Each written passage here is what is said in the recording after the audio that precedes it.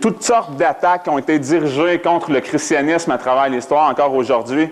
Et c'est ce que je vais regarder avec vous, point par point, pour regarder qu'est-ce que la Bible, qu'est-ce que la parole de Dieu dit à propos de ces attaques-là.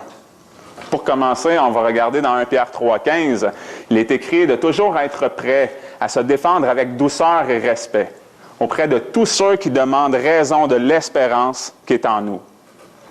Alors, depuis la venue du Seigneur Jésus-Christ, il y a eu toutes sortes d'objections, des attaques qui ont été lancées contre le christianisme. Pourquoi? Parce que Christ est une offense pour le monde.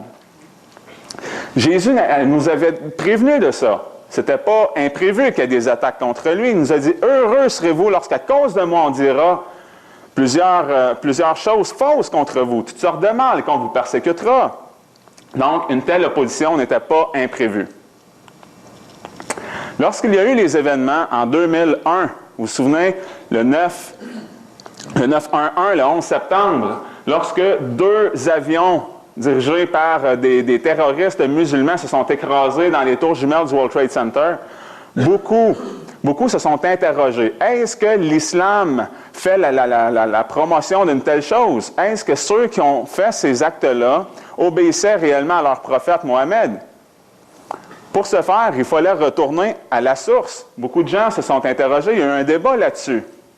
Leur source, c'était le Coran. Est-ce que dans le Coran, de telles actions sont commandées? Mais c'est la même chose. Lorsque le christianisme est attaqué et que des gens font des choses dans le nom de Dieu, il faut retourner à la source. Notre source qui est la Sainte Bible. Pour vérifier le bien fondé de ces objections-là. Regardez maintenant l'Inquisition. Une autre objection, ça c'est les fameuses chasses aux sorcières. La chasse aux hérétiques, c'est-à-dire une chasse qui visait tous ceux qui s'opposaient aux doctrines de l'Église catholique romaine. Ils étaient reconnus comme étant des ennemis qui devaient être mis à mort. La définition, toujours selon le Petit Robert 2001.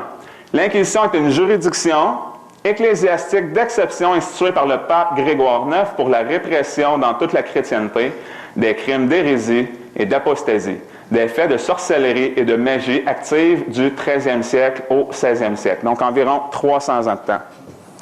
Autre problème, le mot répression et christianisme ne font pas bon mélange.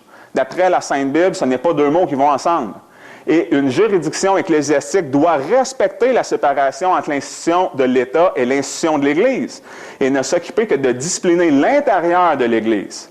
Alors, elle n'a pas de pouvoir civil. Elle n'a pas le pouvoir de faire un péché, un crime punissable. Dans Luc, au chapitre 12, versets 13 et 14, quelqu'un de la troupe dit à Jésus, « Maître, dis à mon frère qu'il partage avec moi l'héritage. » Mais Jésus lui répondit, « Ô homme, qui est-ce qui m'a établi sur vous pour être votre juge et pour faire vos partages? » Dans Jean, au chapitre 12, les versets 47 et 48, « Si quelqu'un entend mes paroles et ne croit pas, c'est Jésus qui parle. Il dit, « Je ne le juge point, car je ne suis pas venu pour juger le monde, mais pour sauver le monde. Celui qui me rejette et ne reçoit point mes paroles a son juge.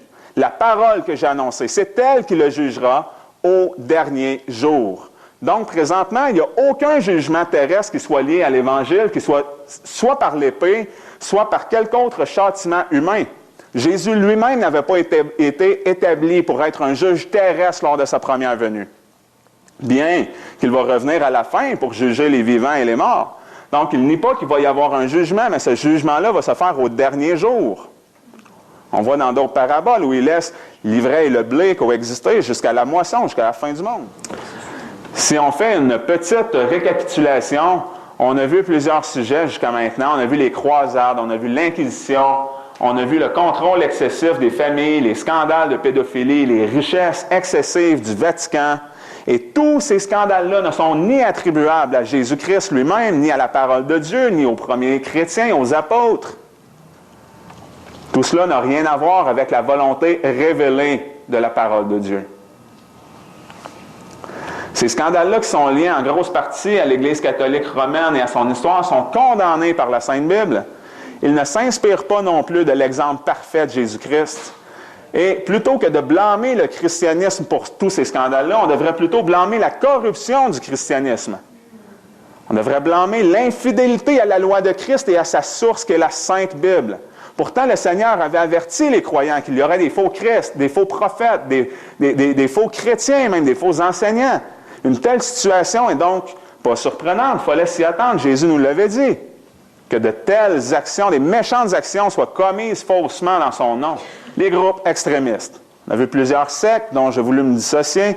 On va regarder maintenant des groupes encore plus extrémistes. Il y a des églises qui prêchent un évangile de prospérité, il y a des églises qui sont taxées sur des pratiques là, extrêmes, irrationnelles, qui ne sont pas bibliques. Alors, on va regarder qu'est-ce que nous dit la Bible à propos de l'évangile de prospérité. Dans Matthieu, chapitre 10, et versets 38 à 39, Jésus dit, « Celui qui ne prend pas sa croix et ne me suit pas n'est pas digne de moi. Celui qui aura conservé sa vie la perdra. Mais celui qui aura perdu sa vie à cause de moi la retrouvera. » 2 Timothée 3,12. Tous ceux qui veulent vivre selon la piété en Jésus-Christ seront persécutés. C'est totalement le contraire. Ceux qui prêchent un évangile rose bonbon, qui vont dire « Accepte Jésus-Christ dans ton cœur, mon ami, tu vas voir, ça va bien aller. Tu vas flotter. » Eh bien, c'est faux, c'est un faux évangile. Parce que Jésus nous a prédit le contraire. Il nous a promis des persécutions, des épreuves, des tribulations. Il a même dit, vous serez haïs à cause de moi. Mais la perspective du chrétien ne se limite pas à la recherche d'un bonheur terrestre et éphémère. On voit plus loin. On voit en fonction de la vie éternelle. Elle est là, notre espérance. Notre espérance, elle est en Christ pour avoir une vie éternelle.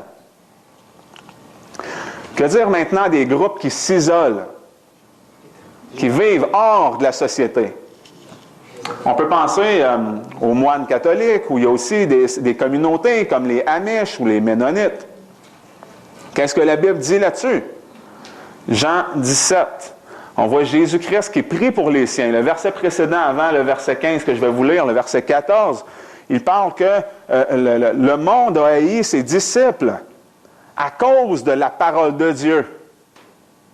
Mais qu'est-ce que Jésus prie? Il dit, « Je ne te prie pas de les ôter du monde, mais de les préserver du malin. » Alors Jésus ne veut pas qu'on soit soustrait du monde, mais qu'on soit préservé du malin à l'intérieur du monde. Dans 1 Corinthiens chapitre 5, les versets 9 et 10, « Je vous ai écrit dans ma lettre, ça c'est l'apôtre Paul, de ne pas avoir de relation avec les impudiques. » Et là, il spécifie, « Non pas avec les impudiques de ce monde, ou avec les avares, les ravisseurs ou les idolâtres, autrement il vous faudrait sortir du monde. » Ce que Paul est en train de dire, c'est de ne pas avoir de relation avec quelqu'un qui se nomme frère, quelqu'un qui est à l'intérieur même de l'Église et qui vit une vie dans le péché totalement désordonnée. Mais de continuer à avoir des relations avec le monde à l'extérieur. Pourquoi? Parce qu'il nous a gardés ici sur terre pour être des ambassadeurs de Christ. On doit être une lumière dans le monde pour annoncer l'Évangile, pour amener les pécheurs à la repentance. L'autre objection que j'aimerais traiter, qui caractérise parfois des groupes plus extrémistes, ce sont les retenues sur les salaires, les retenues automatiques. Qu'est-ce que nous dit la Bible là-dessus? Dans 2 Corinthiens, chapitre 9, verset 7. « Que chacun donne selon qu'il a résolu en son cœur, non à regret ni par contrainte, car Dieu aime celui qui donne avec joie. » Donc, si c'était des retenues salariales de façon automatique, mais ça contredirait ce que Paul vient de dire, de ne pas donner par contrainte. Il faut donner avec joie, il faut donner selon ce que chacun a résolu dans son cœur. Dans Galates, au chapitre 6, les versets 2 et 6, il est écrit « Portez les fardeaux les uns des autres et accomplissez ainsi la loi de Christ, que celui qu'on instruit dans la parole fasse part de tous ses biens à celui qui l'instruit. » Donc on voit qu'il est aussi biblique pour ceux qui œuvrent dans la parole, de supporter ces gens-là, de supporter ceux qui œuvrent dans la parole. On ne veut pas que nos missionnaires, que nos anciens, que nos pasteurs soient des indigents.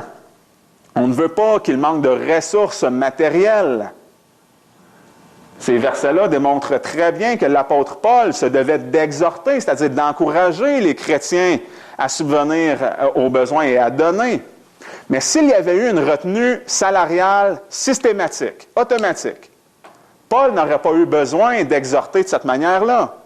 On voit très bien que ce n'était pas fait, OK, on te saisit ton salaire automatiquement. Autre chose qui peut parfois caractériser des groupes très extrémistes, si on voit Jim Jones, l'Ordre du Temple solaire, David Koresh, qui sont tous malheureusement célèbres pour des histoires sordides de suicide collectif, on va regarder qu'est-ce que nous dit la parole de Dieu à ce sujet-là. Romains 13, verset 9. En effet, les commandements. Tu ne commettras point d'adultère, tu ne tueras point, tu ne déroberas point, tu ne diras point de faux témoignages. Tu ne convoiteras point.